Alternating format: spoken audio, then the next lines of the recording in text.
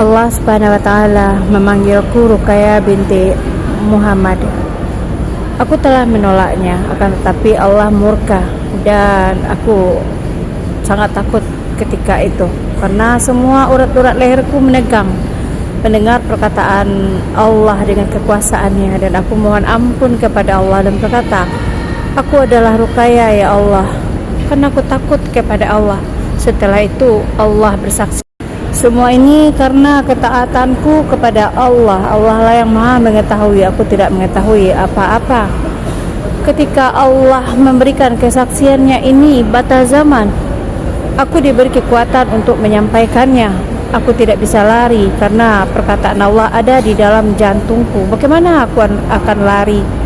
Bagaimana aku akan sembunyi? Allah pernah mematikan aku, menghidupkan aku, mematikan aku, dan menghidupkan aku.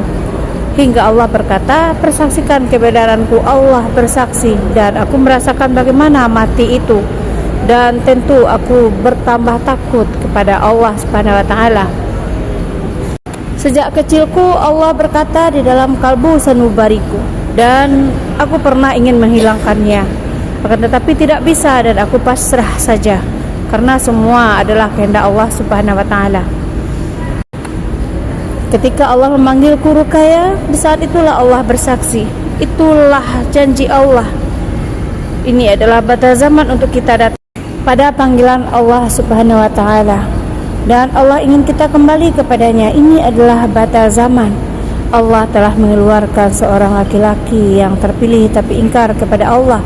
Ia mengaku Nabi Isa dan Nabi Muhammad SAW.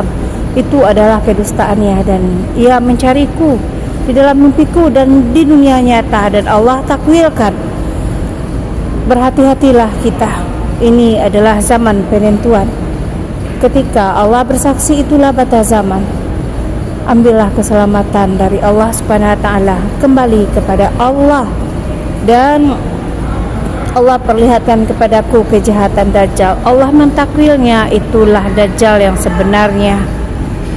Seorang laki-laki yang mencariku di mimpiku dan di dunia nyata. Ia bertemu denganku sebagaimana di dalam mimpiku. Aku berkata, laki-laki ini menemui wanita-wanita di padang, dan itu ternyata aku. Dia dijadikan Allah saksi mubahalahku, dan di sanalah ia mengaku kepada semua orang Rasulullah dan Isa bin Maryam. Dan di hadapanku dia berkata, ia bermimpi mengelilingi dunia dalam satu malam. Ketika dia tidak bisa diluruskan, dia ingkar kepada Allah dan berkata kepada Allah, Allahku yang berikan pesan adalah si Dajjal atau Dajjal. Allah berkata, itulah Dajjal yang sebenarnya. Dan peringatan Allah, ketika Allah bersaksi untuk kita kembali kepada Allah, memegang hukum-hukum Allah, ayat-ayat suci Al-Quran, dan tegak dengan la ilaha illallah. Berjalan di jalan Nabi Muhammad, dan jangan sandingkan Allah. Karena ketika satu hal yang besar datang tiba-tiba, kita tidak selamat jika berlisan buruk terhadap Allah. Maka kita hanya patuh dan taat kepada Allah. Bersantunlah kepada Allah, sanjunglah Allah, muliakanlah ucapan kita terhadap Allah. Jangan sandingkan Allah, pesan Allah untuk kebaikan kita. Ini akhir zaman sampai pada batasnya. Allah bersaksi, itulah batas zaman. Ilmu kiamat dari sisi Allah Subhanahu wa taala. Allah berkata, tidak ada lagi nabi dan rasul, akan tetapi saksi. Buka surah Az-Zumar ayat 69, dan buka surah Ghafir ayat 15. Allah berkehendak kepada yang dikehendakinya memperingatkan kita kepada hari kiamat. Jika tidak memperingatkan kita pada hari kiamat, tidak akan Allah bersaksi. Karena ketika Allah bersaksi, itulah batas zaman. Allah berkata ketika hendak menghentikan pesannya, lihatlah azab akan merata di mana-mana karena mengabaikan pesanku. Dan itu terjadi.